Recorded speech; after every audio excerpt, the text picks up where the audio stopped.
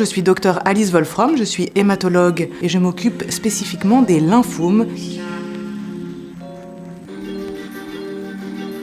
Les survivants du cancer est un terme qui a été développé dans les années 50, qui est un petit peu un terme qui est un petit peu combatif et un peu trop une étiquette pour les patients, mais qu'on a été obligé de mettre en place pour parler de la même chose et dans la littérature médicale, pouvoir identifier les études qui concernent non seulement pas les patients qui sont en cours de chimiothérapie, mais les patients qui sont guéris et qui sont des survivants du cancer.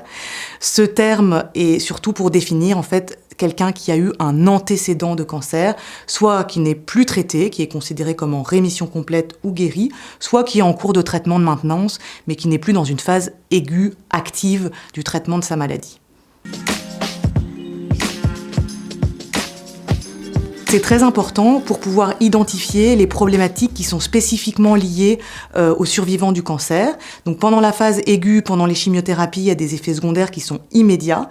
Et après, pendant la phase, on va dire, de rémission complète, voire de guérison, et parfois le suivi à long terme, ça peut être 10 ans, 15 ans, 20 ans après. Les études maintenant, c'est 50 ans après. C'est des patients qui ont été traités à l'âge de l'enfance. Et donc, c'est très important de voir quelles sont leurs problématiques. Il peut y avoir des complications de type cardiovasculaire et donc on doit faire de la prévention cardiovasculaire. Il peut y avoir des troubles cognitifs, des troubles de la mémoire qui peuvent être immédiats et puis durés, qui peuvent parfois entraver le retour au travail, le retour aux études ou ces choses-là. Il peut y avoir des troubles psychologiques, des syndromes de stress post-traumatique ou des choses comme ça. Il peut y avoir des problèmes de fertilité, ça peut aussi entraver des désirs de grossesse. Ça va permettre d'analyser pour chacun de ces patients quelles sont les différentes problématiques liées au problème du post-cancer, de l'après-cancer. Nous avons mis en place ce qu'on appelle une clinique du suivi à long terme.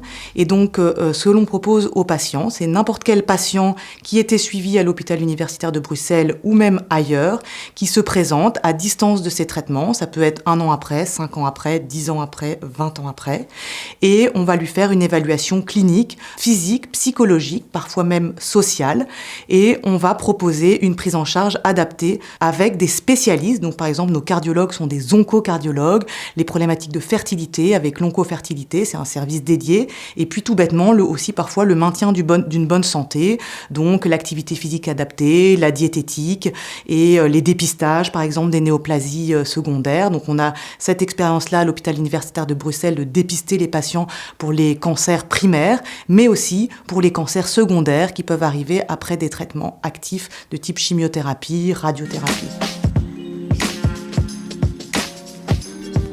Donc l'avenir, c'est que de plus en plus de patients vont être guéris de leur cancer.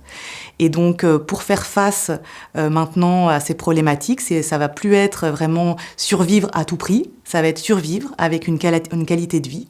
Et donc, nous soignants, nous oncologues, hématologues, on doit plus s'arrêter à la chimiothérapie et la guérison, mais on doit aussi envisager l'avenir, envisager le retour à une vie souhaitée, pas une vie normale, la vie souhaitée du patient. Donc, s'il veut travailler, s'il veut avoir des enfants, il faut qu'on prenne en charge ça. Et donc, pour moi, l'avenir de la médecine, c'est les nouvelles thérapies pour améliorer la survie, mais aussi la gestion d'effets secondaires immédiats et sur le long terme.